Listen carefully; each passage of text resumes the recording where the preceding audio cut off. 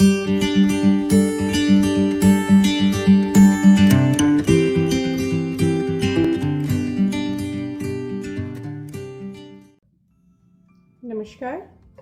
मैं डॉक्टर सीमा झा आप सबका अपने इस एस्ट्रो चैनल में स्वागत करती हूँ।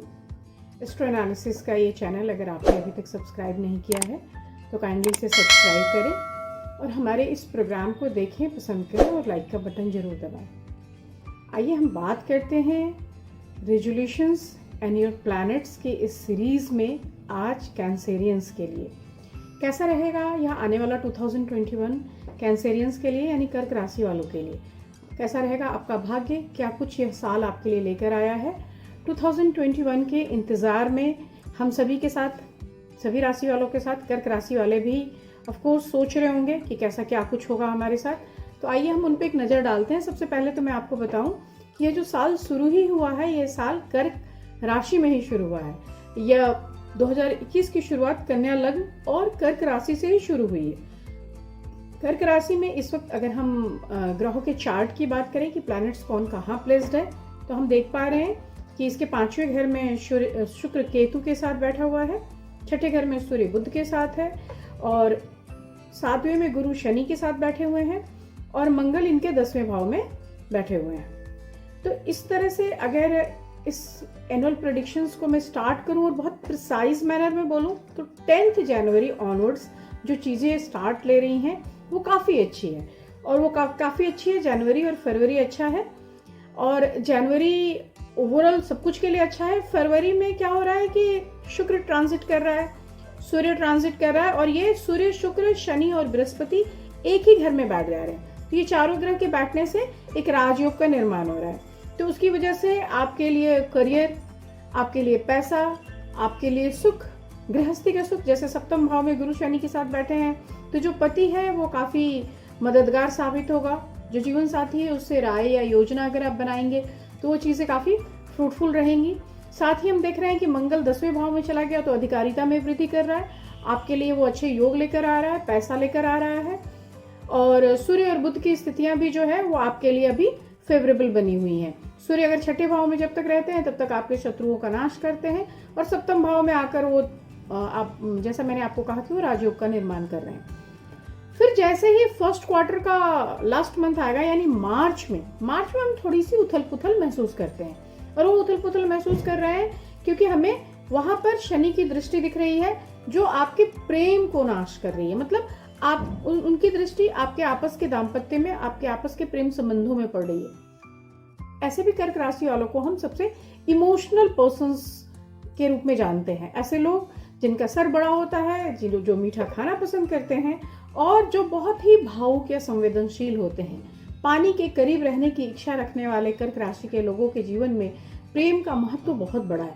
तो इसलिए इस बार की कुंडली में मैं उसको भी एक वटिस दे रही हूँ कि आप जाने कि 2021 में आपके प्रेम संबंधों पर क्या असर आएगा।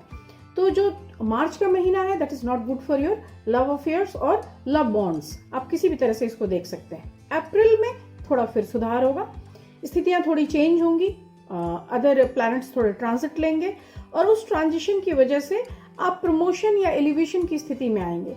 तो जैसे ही प्रमोटरी सेक्शन आएगा आपका बिजनेस अच्छा हो जाएगा, आपके पास पैसे आने लगेंगे। साथ ही आप जो कार्य करेंगे, जिसमें भी हाथ डालेंगे, वह कार्य बहुत आसानी से होता चला जाएगा। और मैं कह सकती हूँ कि यह एक ऐसा समय होगा then you again feel elevated, again feel resourceful और आपको अंदर से कॉन्फिडेंस आएगा। फिर अप्रैल ऑनवर्ड्स जो चीजें हैं यानी सेकंड क्वार्टर में हम देख रहे हैं कि मई और लास्ट जून, तो मई 23 ऑनवर्ड्स चीजें फिर थोड़ी डेरेल होंगी। तो आप कह सकते हैं कि एक जिगजैग है। पूरे ही ईयर को अगर हम देखते हैं तो अगर शुरू के 1-2 महीने अच्छे हैं तो फिर 1-2 महीना खराब है, फिर 1-2 महीना अच्छा है, फिर 1-2 महीना खराब है। So you have to think positively and आपको अपनी चीजों को बहुत प्लान आउट करना है। आपको एक टारगेट फिक्स करना होगा कि मुझे कैसे इन सिचुएशंस में जब हमारे प्लैनेट्स डिरेल हो रहे हैं तो मुझे कैसे उस स्थिति को बैलेंस करनी है। तो समहाउ मैं आपको लास्ट में जाकर बताऊंगी कि क्या कुछ हम चैंटिंग कर सकते हैं और उसके साथ कैसे आप अपने मन का सुकून बनाए रख सकते हैं। आप इस स्थितियों से डरे नहीं, आपको ये नहीं लगना चाहिए कि ये स्थितियां मुझे डिरेल कर रही है, मेरे लिए घाटे का सौदा हो रही है। ऐसा नहीं है, क्योंकि समय फिर चेंज कर रहा है और जैसे ही मैं देख रही हूँ कि सेकेंड क्वार्टर में स्थितियां जुलाई ऑनवर्ड्स फिर से ठीक हो रही हैं। बिजनेस बढ़ जा रहा है, शनि फेवरेबल हो जा रहे हैं आपके लिए, और बृहस्पति का गोचर हो रहा है, तो फिर चीजें एकदम से चेंज हो रही है, आपके प्रॉफिट के सेक्शन में आ रही है। लेकिन सूर्य की जो स्थिति है वो दिखाती है कि वो आपको उस वक्त कोर्ट कचहरी के चक्कर लगवाएगी। तो थोड़ा सा आपको इस पर ध्यान देने की जरूरत होगी कि जो जुलाई का मंथ है वो ऑल्दो प्रॉफिटेबल है, लेकिन कोर्ट कचहरी या मुकदमे के मसले में आप खींचे जाएंगे या उसके लिए आप चले जाएंगे। फिर फर्दर जैसे ही सेकंड क्वार्टर एंड होना थर्ड क्वार्टर जब शुरू हो जाएगा, तो अगस्त और सितंबर का जो मंथ है वो आपके लिए चीजें व्यापार के लिए बहुत अच्छा आप कह सकते हैं। सूर्य का गोचर उनके अपने घर में हो रहा है, तो उनका सिंह राशि में जाने से क्या होगा, आपको अपने कार्यों में सफलता मिलने लगेगी। मंगल का भी गोचर सिंह राशि में हो जाएगा, तो इन दोनों के आने से भी आपके पास इंक्रीमेंट, आपके पास ज्यादा पैसा, आपके पास बड़ा व्यवसाय, घर, संपत्ति, ऐसी स्थितियां बनने लगेंगी।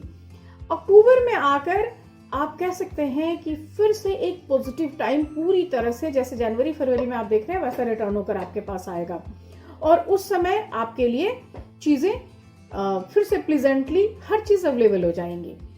उस वक्त फिर बृहस्पति का गोचर वापस होता हुआ रहेगा, आपके हित में रहेगा, और आपका आत्मबल बहुत बड़ा हो जाएगा। जैसे ही अक्टूबर बीतेगा तो लास्ट क्वार्टर में नवंबर और दिसंबर का मंथ जो है उसमें नवंबर खास तौर से फिर से उतार चढ़ाव वाला है।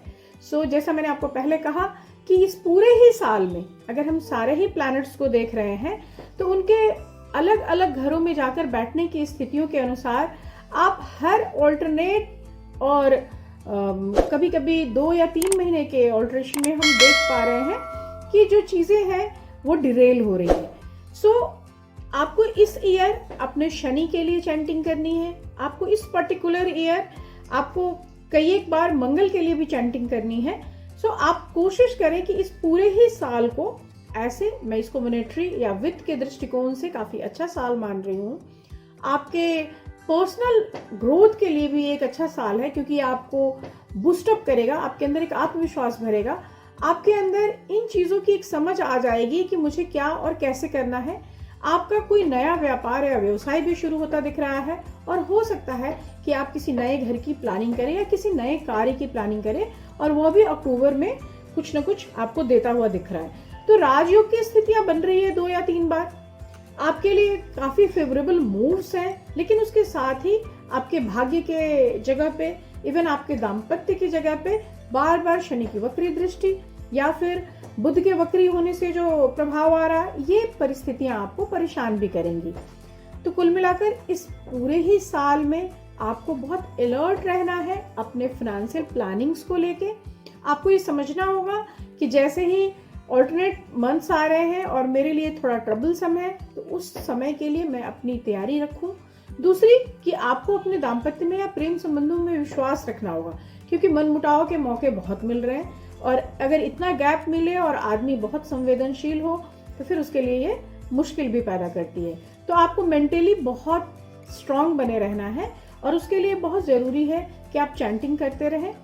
कर्क राशि वालों के लिए मेरी तरफ से राय है कि हो सके तो वो सोमवार के दिन का व्रत करें या सोमवार को उजली चीज़ों का दान करें, ताकि उनके ऊपर चीज़ें थोड़ी सी अच्छी बनी रहे। साथ ही मंगल के लिए भी अपने वह उपाय कर ले तो बेहतर रहेगा, क्योंकि मंगल आय के घर में बैठा हुआ है, शुरू में ही आपको अधिकारिता दे रहा है, और मंगल के ही ट्रांजिट से बहुत सारे पोजीशंस बने या बिगड़ रहे हैं। तो इस तरह से शनि, मंगल और चंद्रमा, इन तीनों के मूवमेंट्स को अगर आप बहुत नोटिस करते रहेंगे, जैसा कि मैं अपने अन्य वीडियोस में वीकली या मंथली प्रेडिक्शंस भी देती हूँ, तो आप अगर उन चीज़ों से जुड़े रहें तो आपको एक अलर्ट मिलता रहेगा, और आपको पता चलता रहेगा कि कब के सिचुएशंस को हमें कैसे हैंडल करना है। तो खैर, आपको इसके लिए डरना नहीं है, क्योंकि शुरुआत आपके लिए बेहद अच्छा है। जनवरी और फरवरी को एंजॉय करिए।